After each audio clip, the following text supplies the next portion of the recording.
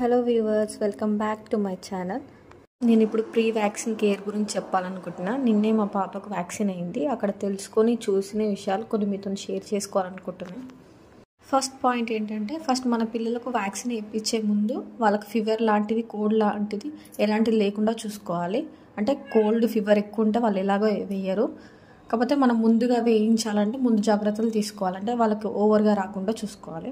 Second one, మనం vaccine రోజు స్నానం చేయించాలి. మనం వ్యాక్సిన్ వేయించే ముందు మనం స్నానం చేసి వాళ్ళని రెడీగా ఉంచితే మనం వ్యాక్సిన్ తర్వాత వాళ్ళకి స్నానం చేయించే అక్కర్లేదు. అండ్ నెక్స్ట్ డే కూడా మనం ఎలాగో చేయించాము. ఒకవేళ ఫీవర్ అయితే 2 days పడుతుంది కాబట్టి మనం వ్యాక్సిన్ వేయించే ముందు వాళ్ళు స్నానం చేసి మంచిగా రెడీ చేసి పెడితే మనకు తర్వాత ఆ ప్రాబ్లం అనేది ఉండదు. థర్డ్ వన్, మదర్ అనేవాళ్ళు compulsory feeding dress are sari కట్టుకొని వెళ్ళాలి వ్యాక్సిన్కి.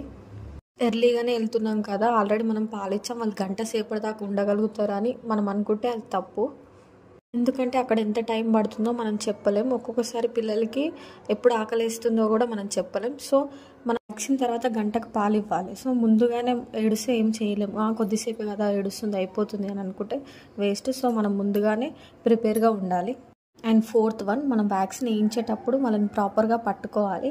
అండ్ ఇలా నేను ఊపుతున్నట్టు కాలు ఊపకూడదు, ఎందుకంటే కొంచెం వాళ్ళకు లోపలికి వెళ్ళిపోయే ఛాన్సెస్ ఉంటాయి. సో మనం వాళ్ళు చెప్పినట్టు, డాక్టర్స్ చెప్పినప్పుడు గట్టిగా పట్టుకొని ఇలాంటి ఊపకుండా ఉండాలి. అండ్ వాళ్ళు ఏడుస్తున్నప్పుడు కూడా వాళ్ళని డైవర్ట్ చేసేయాలి. వాళ్ళని చూస్తూ మాట్లాడుతూ వాళ్ళు ఉండాలి, ఎందుకంటే వాళ్ళు ఏడుస్తూ దమ్ము పట్టకుండా ఉంటారు.